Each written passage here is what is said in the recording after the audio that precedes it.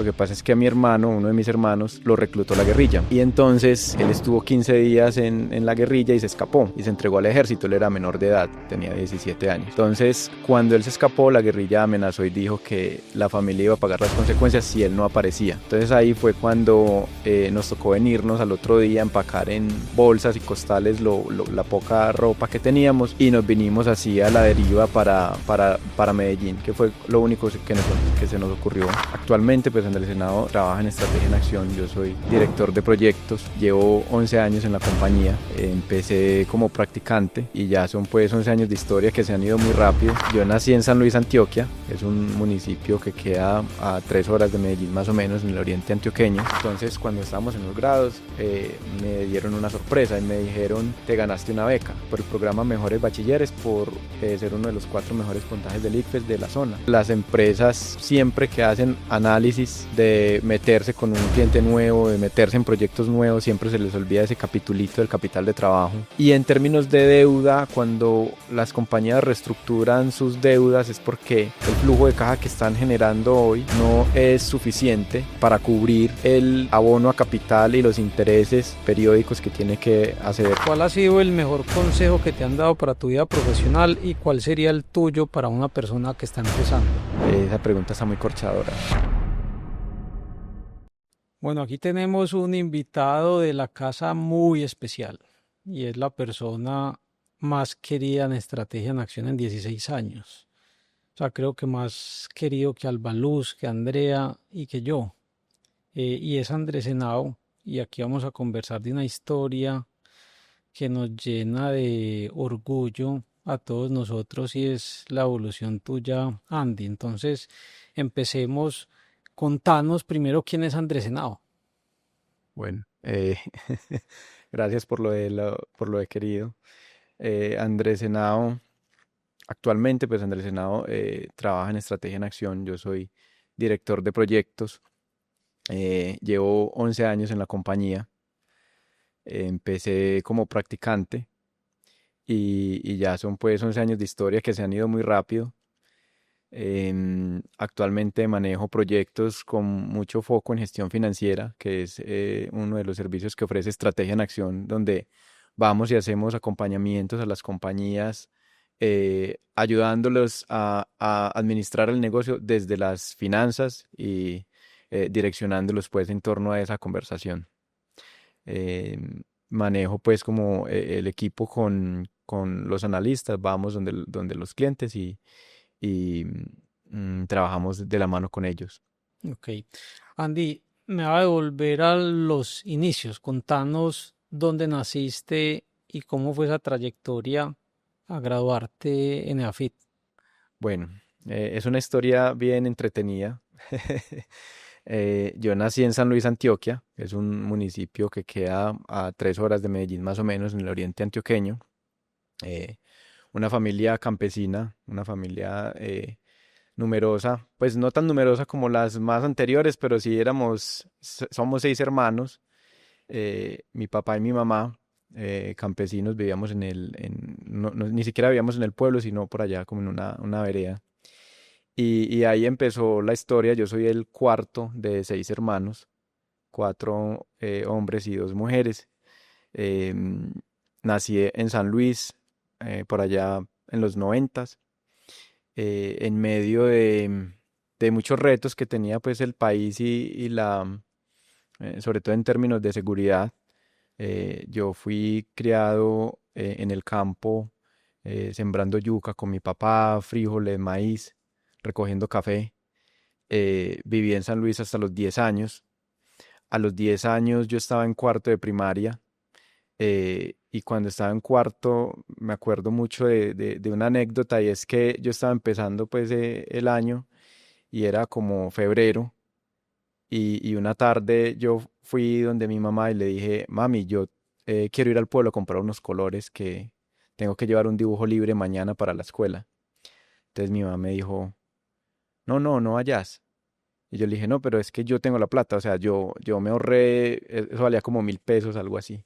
Yo me ahorré los 1.000 pesos ahí con cosas pues que fui consiguiendo. Entonces quiero ir al pueblo a comprar la caja de colores. Entonces ahí mi mamá se puso a llorar y me dijo, mijo, es que nos tenemos que ir del pueblo. Y yo le dije, ¿pero por qué? ¿Qué está pasando? Entonces, lo que pasa es que a mi hermano, uno de mis hermanos, lo reclutó la guerrilla.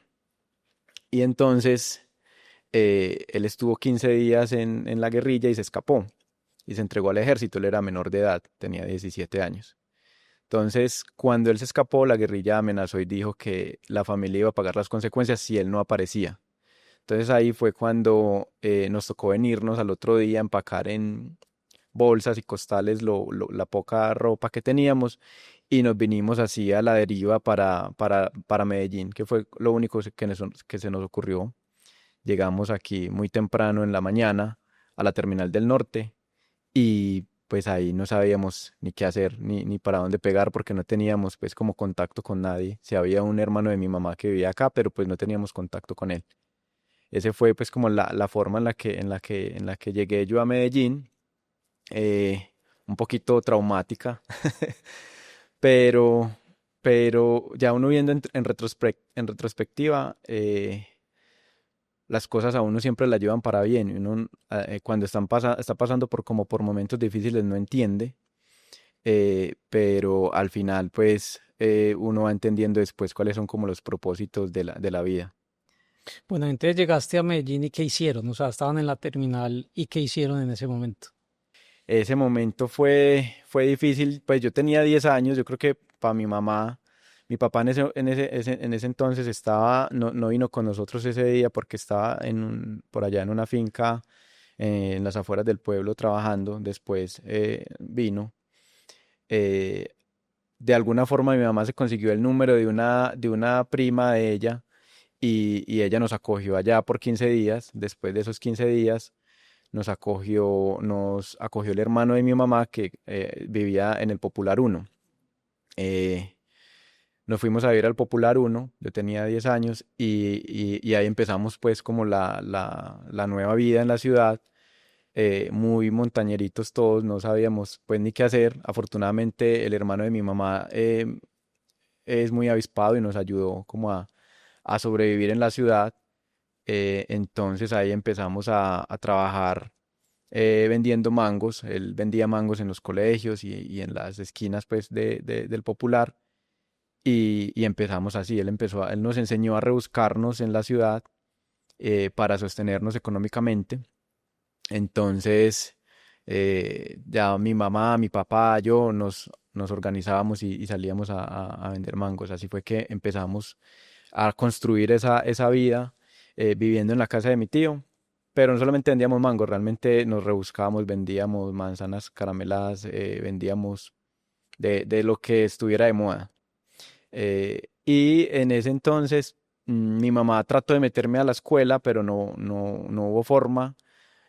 Un colegio que quedaba pues cerca en el barrio no nos aceptó por ser desplazados y no teníamos como los recursos ni la forma de entrar. Entonces estuve 2 años sin estudiar, solamente trabajando hasta que tenía 12 años, O cuando sea, ahí estabas en cuarto, estaba en cuarto. o sea, ibas a entrar a quinto.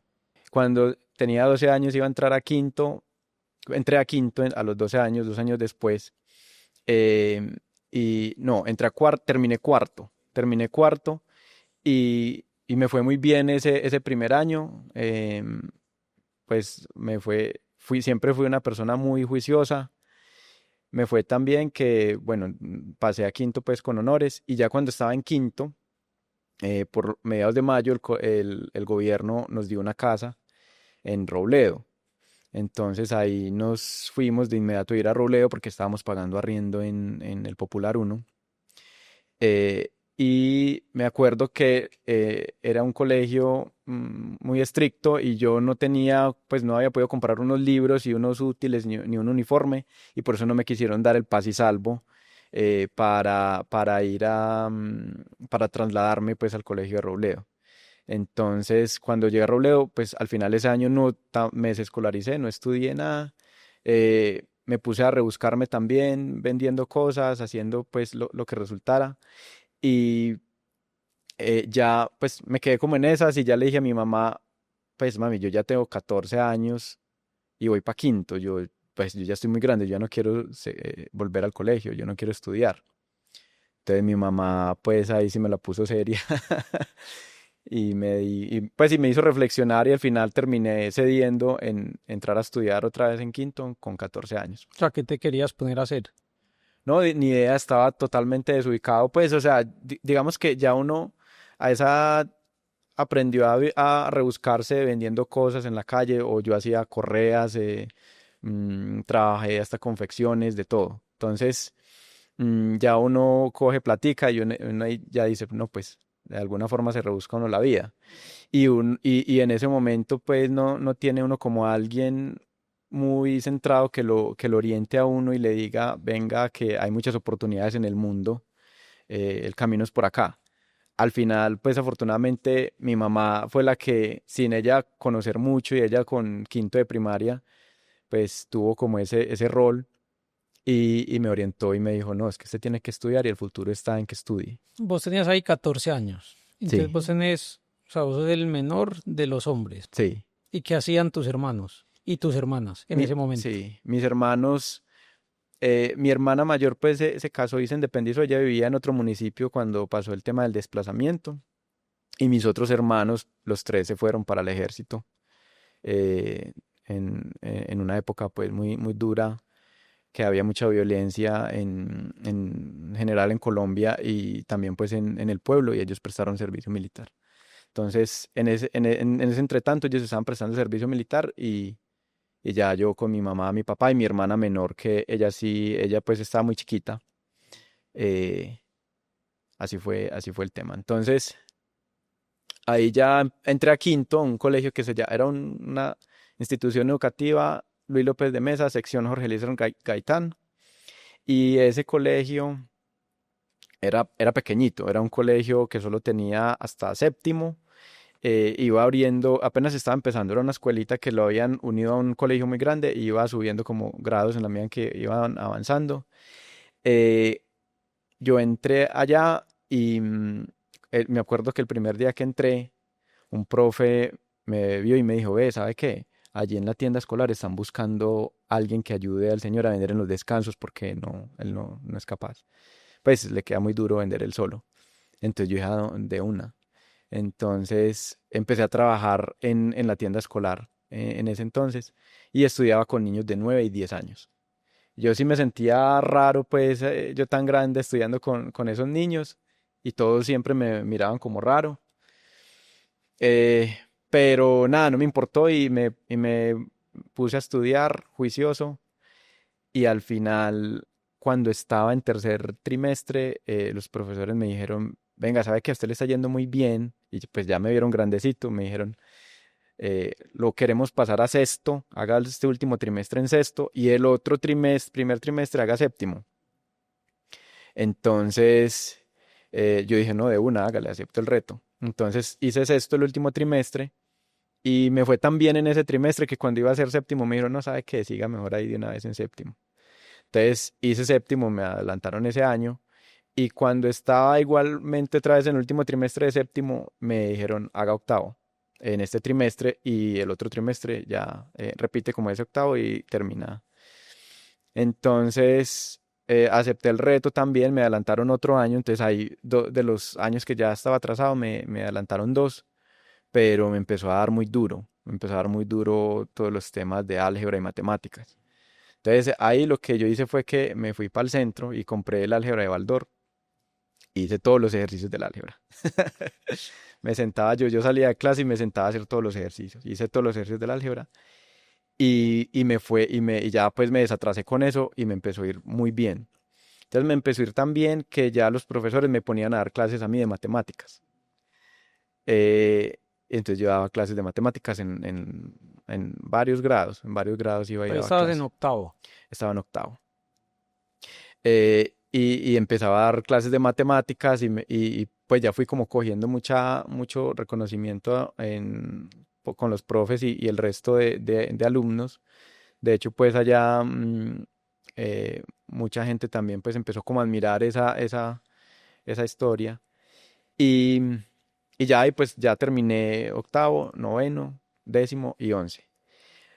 ahí quiero resaltar algo y es que siempre fui una persona muy tímida, muy tímida. Incluso cuando llegué a Estrategia en Acción, llegué y era muy tímido, pero era aún mucho más tímido allá. O sea, a mí me daba pena levantar la mano para decir la respuesta, aunque yo la supiera y estuviera muy seguro. O sea, yo me ponía a mil, me ponía nervioso. Espérame que esa historia es bacana y ahorita volvemos, pero quiero preguntarte algo y es durante octavo y once, o sea, tus hermanos ya volvieron a la casa. Sí, mis hermanos volvieron y se pusieron también a rebuscarse la vida, a trabajar construcción y en general pues lo que resultaba o vender cosas por ahí en la calle.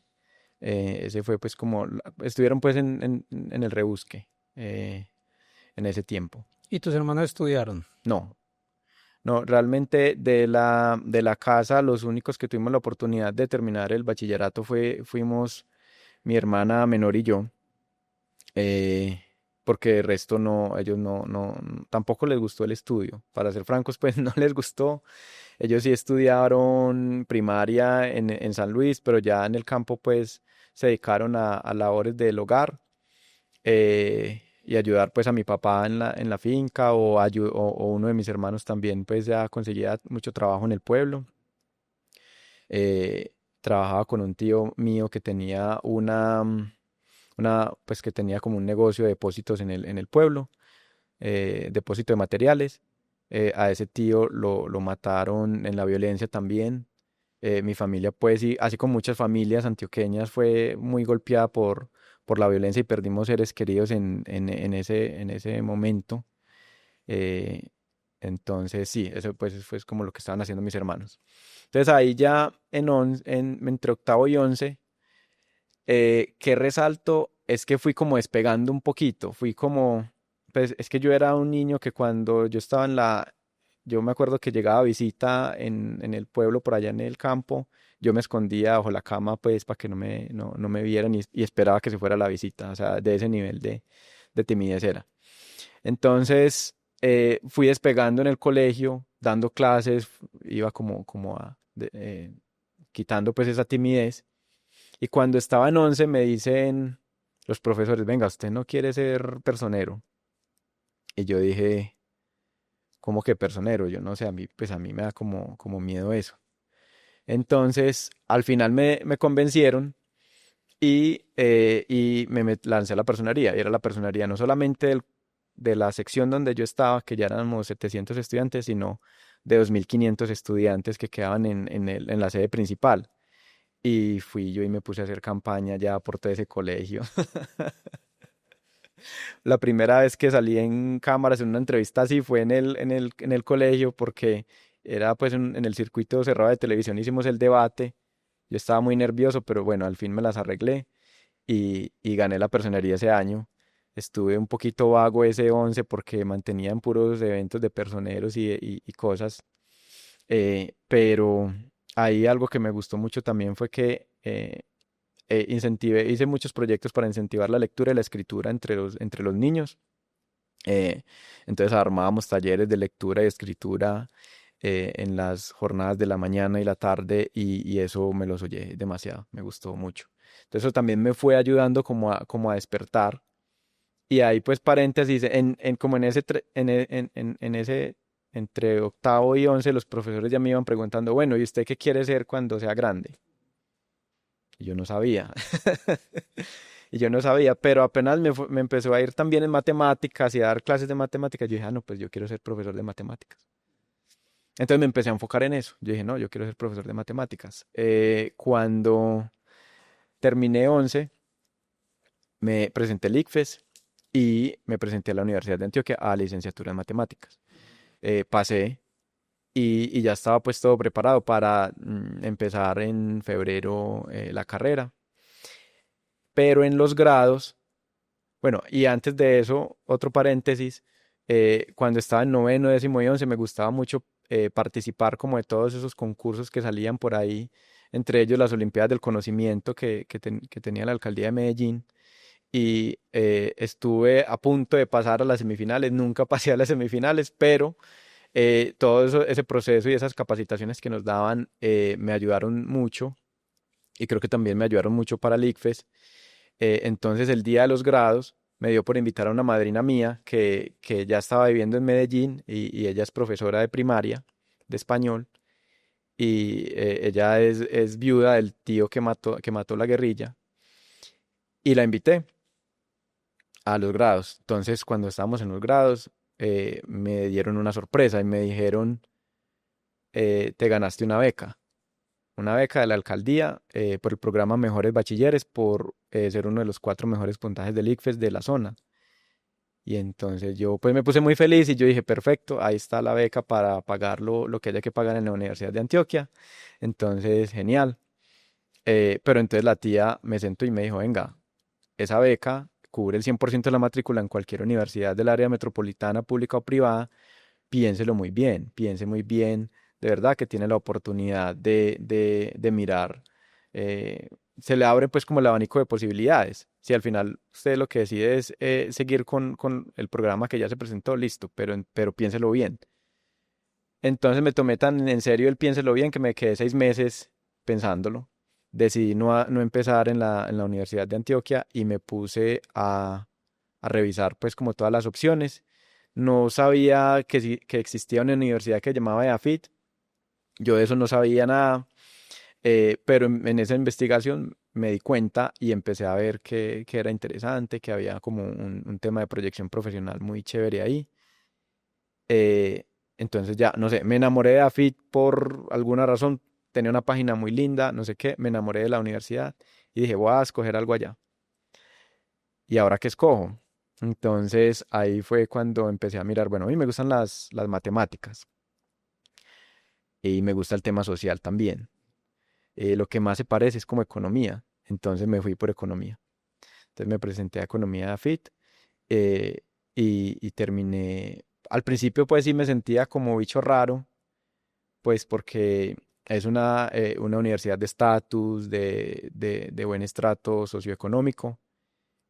Pero bueno, me empezó a ir muy bien y al final pues me relacioné muy bien con la gente y, y terminé muy feliz estudiando economía en EAFIT esos 4 años y medio. Eso que mencionas, Andy, que yo creo que es algo que habla mucho la gente y es como la diferencia socioeconómica. Eh, ¿cómo entraste a FIT y vos venías pues muy de abajo del campo, donde lo que decís es tus compañeros seguramente venían de otro tipo de familias? ¿Cómo fue ese relacionamiento y cómo fuiste capaz de superar el convivir con personas, pongámosle entre comillas, diferentes a vos? Sí, pues ahí mm, al principio fue como un choque social, pues y yo sí me sentía como raro, pero en la medida en que fui, en la medida también en que me iba bien, pues como en las clases, al final con los grupitos me buscaba la gente y armábamos grupitos. Entonces me fui relacionando pues como muy fácil con ellos. Claro que yo no he sido una persona muy como de salir a compartir en ámbito, pues como muy de salir de fiestas y eso, entonces casi no participaba como en ese tema de fiestas y tal vez ahí, no sé, hacía que no fuera tan notorio porque compartíamos más como el espacio únicamente académico en la universidad y pues y alrededor de eso sí se iban formando como lazos de amistad, pero sí fue como un proceso ahí de transición. Ese Andrés que acaba de entrar a EAFIT, ¿qué le diría al Andrés que quería ir a comprar los colores en el pueblo? Y yo creo que esa situación la deben vivir pues muchos pelados o peladas de Colombia. ¿Qué le dirías a esa persona que iba a ir a comprar los colores en el pueblo? Le diría que el que persevera alcanza. Yo creo que ese es como el principal mensaje, porque al final eh, la gente se queja mucho de que no tiene oportunidades y es cierto, vivimos en un país donde no todo el mundo tiene las oportunidades y no está, de pronto yo estuve en el lugar, en el momento adecuado, en el lugar indicado, pero yo creo que si uno quiere superarse, el elemento más fundamental es que uno tenga ganas de hacerlo y que persevere, que tenga como esa dedicación. Uno no tiene que ser un brillante, un cerebro brillante como para destacar. Yo creo que lo más importante es que uno tenga ganas y dedicación y ahí las oportunidades se van abriendo, las mismas puertas se van abriendo en la medida en que uno demuestre que quiere, ¿sí? Porque al final, si uno no quiere, por muchas puertas abiertas que hayan, las puertas se van cerrando. Entonces yo creo que es eso, es que sean juiciosos. Ese es como... Ok. Y contanos entonces de ese, o sea, esa transición en la universidad, esos 5 años, 5 años y medio, y antes de entrar a práctica Estrategia en Acción, ¿cómo fue ese proceso? ¿Te fue bien? O sea, ¿eras de los buenos de la clase como lo fuiste en el colegio? Y ya contanos de tu práctica en Estrategia en Acción. Bueno, cuando llegué a la universidad me encontré gente de mucho nivel, porque si bien a mí me iba muy bien en el colegio y destacaba mucho, la educación pública pues en Colombia no es tan buena como uno quisiera. Entonces cuando llegué a la universidad me encontré muchos retos y me enfrenté a cosas como que yo siempre sacaba 5 en matemáticas y en los primeros parciales hasta perdí un parcial por allá. Entonces yo decía, jue madre, ¿esto qué pasó aquí? Pero al final pues eso me retó a estudiar más y más. En general en el pregrado me fue bien. Yo creo que no fui uno de los más destacados, pero me fue bien, porque ya ahí estábamos jugando con gente muy tesa. Eh, Di todo de mí pues para estar pues entre los mejores puestos, pero sí había pues mucha gente muy tesa que me le quitó el sombrero. Eh, Eso pues en términos de eso. Ahí pues terminé, ya la decisión que seguía era, bueno, ahora qué énfasis hago en economía. Eh, y yo quería hacer énfasis como en economía cuantitativa, porque yo dije, no, qué bacano, muy teso, la investigación, la academia. A mí siempre me ha gustado mucho la academia. Entonces de pronto empecé como a enfocarme en, ve, sabe que me veo mucho como en el tema académico e investigativo. Pero en una de esas materias que cogí por alguna razón, cogí una que se llamaba análisis financiero y, y esa materia me encantó. Entonces me pareció buena, me pareció intuitiva, me pareció útil, práctica. Tenía un profesor que tenía mucha experiencia laboral y entonces no era muy netamente académico, sino que nos mostraba cómo se podían aplicar las finanzas, esas fórmulas que aprendíamos en el mundo real, y ahí me fui enamorando de las finanzas. Entonces al final decidí hacer énfasis en finanzas. Hice el énfasis en finanzas y ya llegó el momento de escoger la práctica. Y ahí yo decía, bueno, todo el mundo dice, no, pues la práctica, vámonos para las empresas más grandes de Colombia, apliquemos a esas. Entre esas Bancolombia. Entonces, pero yo apliqué y no me llamaban. Y no me llamaron de Bancolombia, me llamaron de una empresa industrial grande. Y yo dije, ve, me interesa, me gustaría quedar ahí. Pero era más, no era para un tema financiero, sino más como para hacer proyecciones de la demanda de lo que ellos producían. Y me interesó. Pero en esas me llamaron, apliqué, bueno, la asesora de práctica me dijo, vea, aquí hay una banca de inversión que está buscando practicante, estrategia en acción, va a aplicar. Y yo le dije, bueno, no, pues apliquemos. Yo ni sabía que era una banca de inversión. Entonces apliqué y en esas me llamó Daniel Zapata a entrevista. Estuve en la entrevista, me acuerdo que me pusieron a hacer el caso de un análisis del cóndor. Hice el análisis ahí en medio del nerviosismo, creo que logré sacar algo porque todavía era muy tímido, todavía temblaba mucho para hablar en público, a pesar de que ya había soltado mucho, todavía me faltaba mucho por soltar.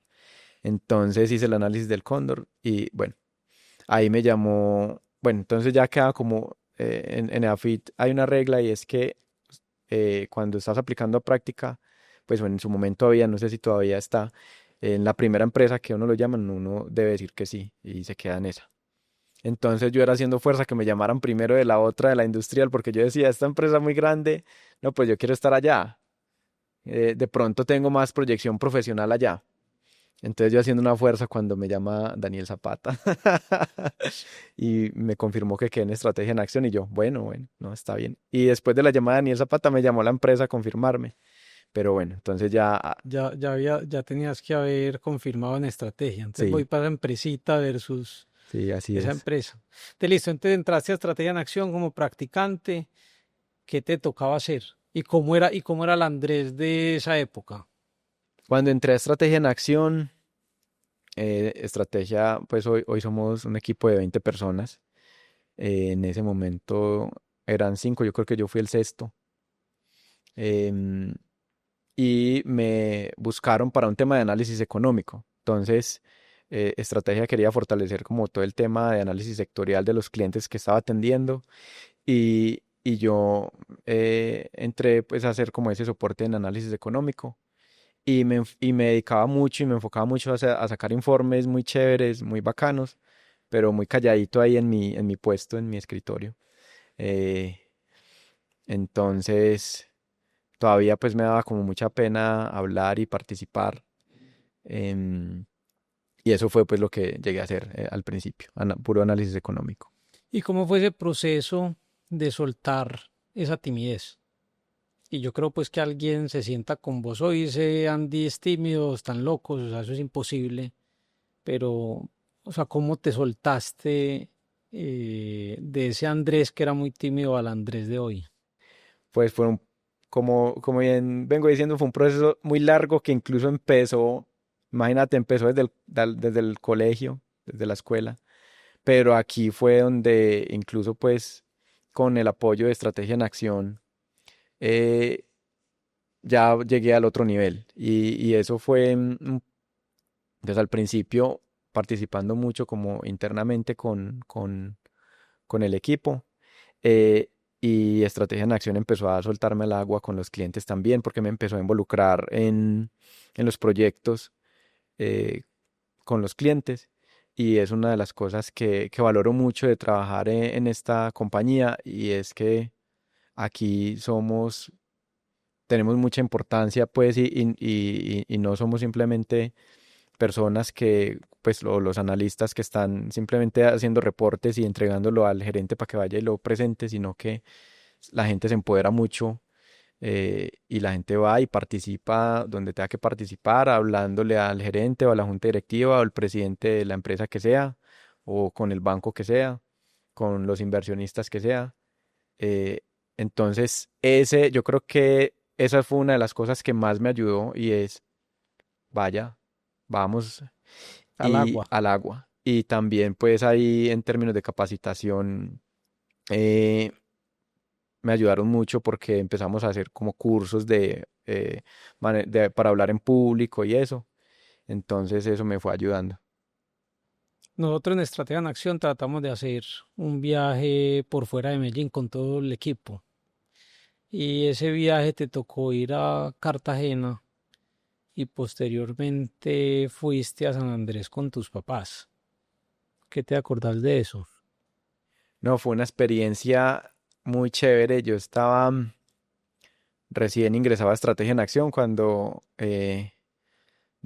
ya pues nos dijeron, no, vamos a hacer la convención de bancas de inversión en Cartagena.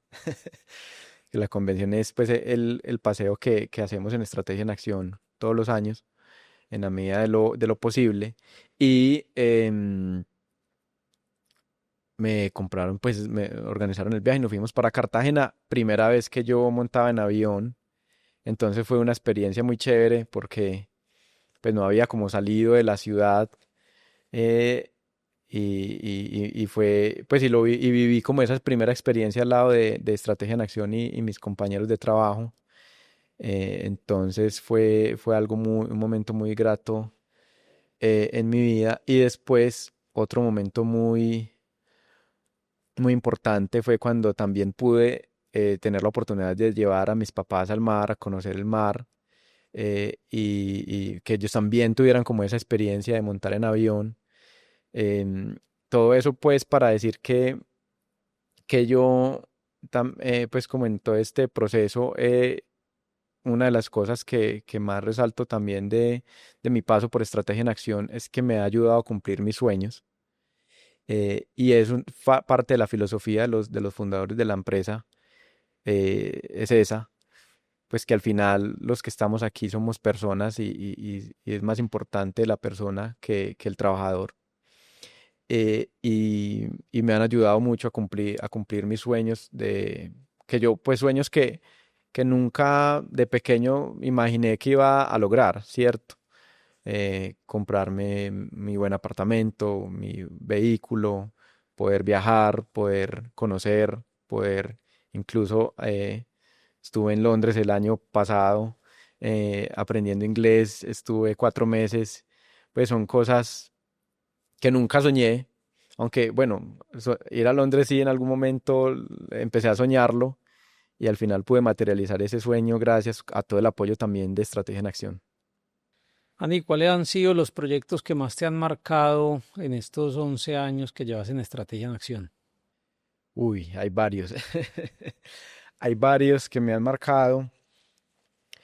Em, uno de esos fue, digamos que en los que nosotros asesoramos una empresa de combustibles y fue como en los primeros en los que yo empecé a entender cómo era la dinámica de la gestión financiera.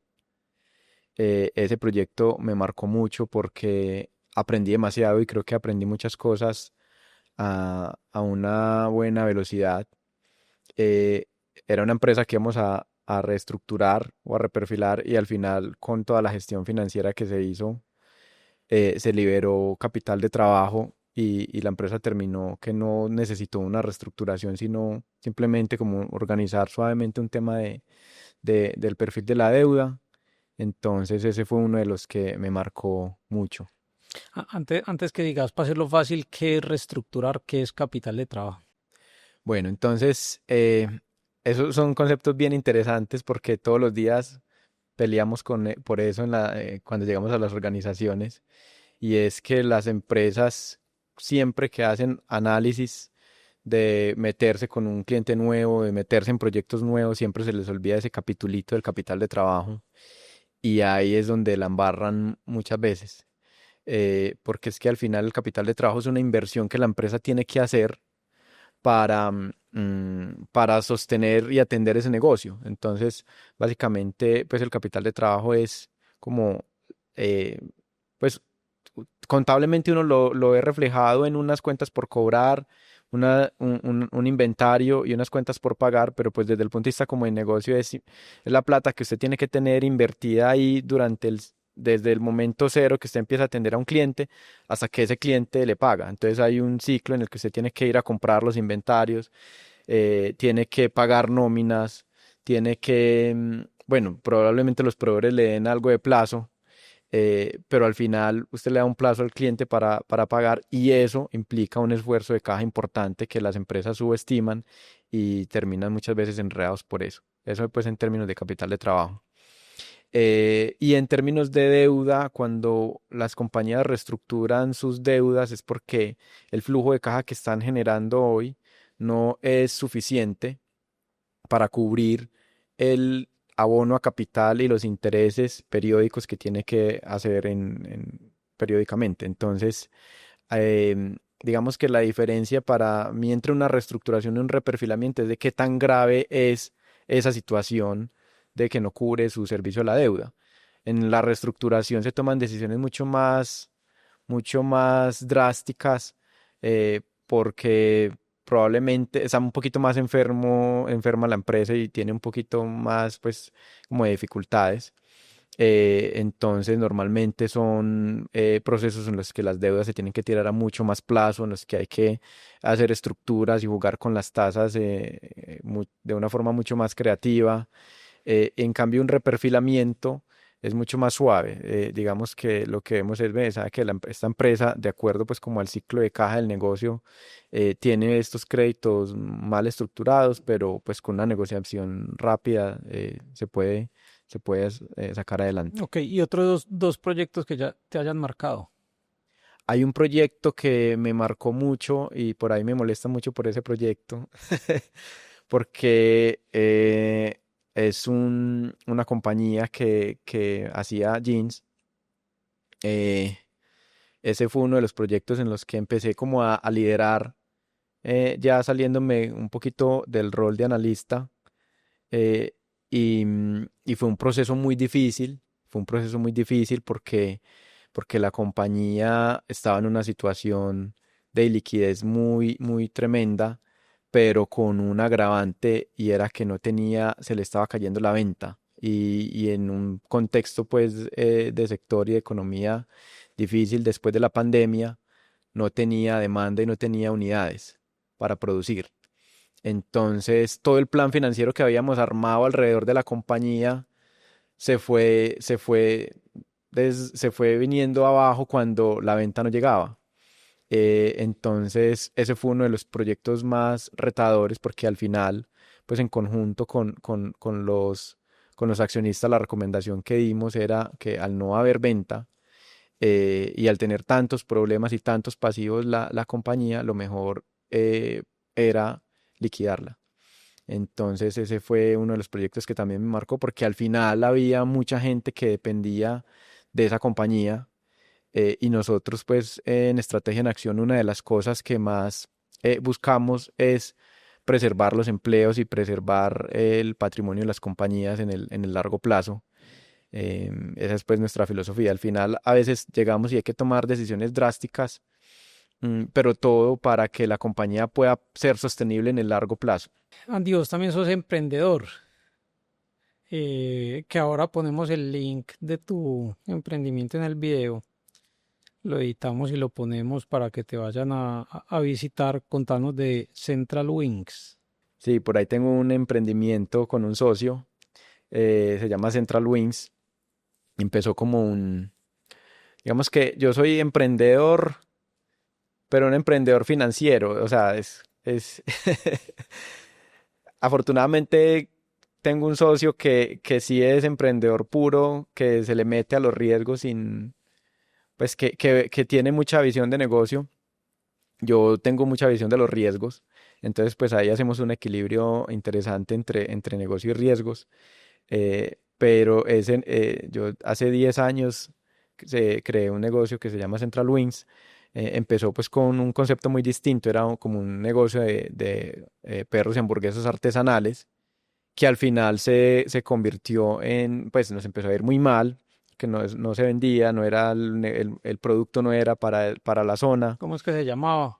Se llamaba Llenitos.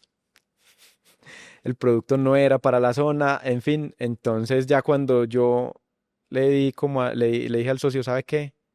Vamos a cerrar esto. Tenemos, si el próximo mes esto no llega a equilibrio, cerrémoslo porque pues yo ya no puedo seguir soportando el negocio. Entonces él me pidió ese plazo del mes y empezó a vender alitas. Entonces empezamos a vender alitas y eso fue el boom. Y ahorita pues incluso pues el negocio en Belén es muy reconocido eh, y está muy posicionado. Nos va muy bien en el sector vendiendo alitas. Entonces esa es la historia de Central Wings, que ya lleva 10 años y me ha ayudado también mucho pues como a aprender y a entender, porque es que muchas veces nosotros como, como banqueros pues damos recomendaciones desde la pantalla y desde el Excel y desde los números, pero no somos tan conscientes de eso que implica en el día a día de las organizaciones. Entonces ese laboratorio que yo llamo Central Wings también me ha ayudado mucho a entender uno cómo aterriza las cosas y las recomendaciones que da como asesor. Andy, aquí tengo varias preguntas que enviaron personas del equipo de trabajo. Y Mariana Chekne quiere saber cuál es el logro del que te sientes más orgulloso. El logro, uy, es que tengo muchos logros. Em, pero yo creo que me siento, de lo que más orgulloso y agradecido yo me siento hoy es de haber recibido la llamada de Daniel Zapata antes que la llamada de la otra compañía, porque creo que el camino que yo he hecho en Estrategia en Acción difícilmente lo hubiera podido llegar a hacer en otra organización. Y eso es una de las cosas de las que yo me siento mucho más orgulloso también porque pues he dado mi esfuerzo y mi empeño por aprovechar al máximo la ayuda que me ha brindado trabajar acá. Julián Lotero quiere saber por qué siempre tenés esa disposición a enseñar y ayudar. Desde el colegio que yo daba clases de matemáticas me encantó y creo que tengo como esa vocación porque me gusta que la gente, me gusta transmitir el conocimiento y lo poco mucho que yo sepa, me gusta que la gente también lo sepa y que le quede lo más claro posible. Entonces, por eso es que siempre estoy dispuesto a dar una explicación las veces que sea. Manuela Calderón, ¿cuál ha sido el mejor consejo que te han dado para tu vida profesional y cuál sería el tuyo para una persona que está empezando? Esa pregunta está muy corchadora, Manuela. Bueno, Tome nota. el mejor consejo que me han dado en mi vida profesional, pues es que aquí en estrategia me han dado tantos consejos.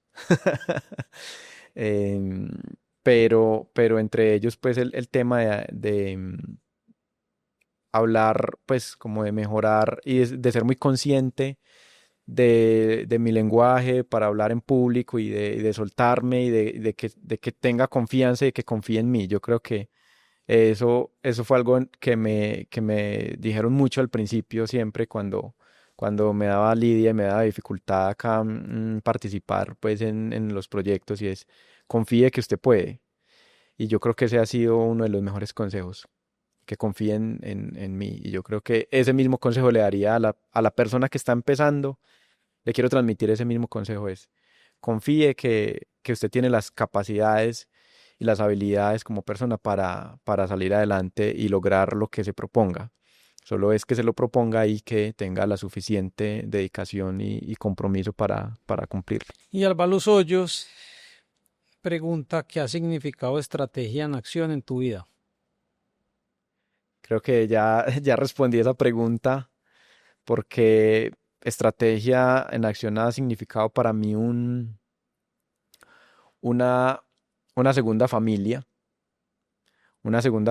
porque yo encuentro aquí yo llego todos los días a trabajar, me encanta venir a trabajar, de hecho pues con el tema de la virtualidad y eso, yo prefiero estar acá, eh, porque siento que aquí encuentro una familia que me apoya, que siempre está pues como pendiente de mí y aparte de eso, he encontrado un lugar donde me encanta lo que hago y me encanta venir a trabajar porque todos los días encontramos retos distintos, encontramos personas distintas a ayudar y va uno capitalizando como esa experiencia que encuentre, que coge de otros clientes y cada vez es como mucho más fácil ayudar a los demás.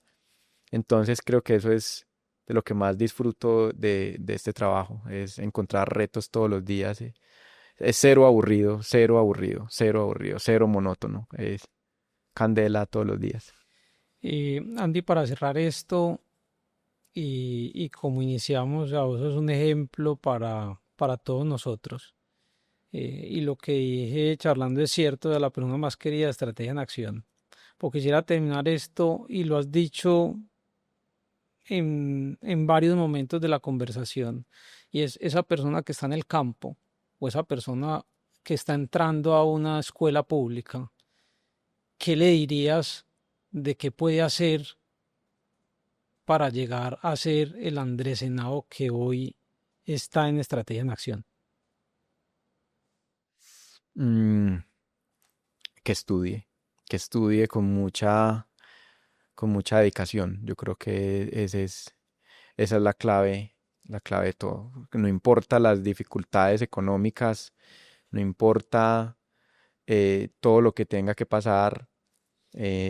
Mucha gente que le toca caminar horas y horas para ir al colegio y a mí también me tocó en su momento, pero al final es que persevere y que estudie, que termine pues porque es que y de pronto en los estratos económicos mucho más bajos es mucho más notorio que hay mucha deserción escolar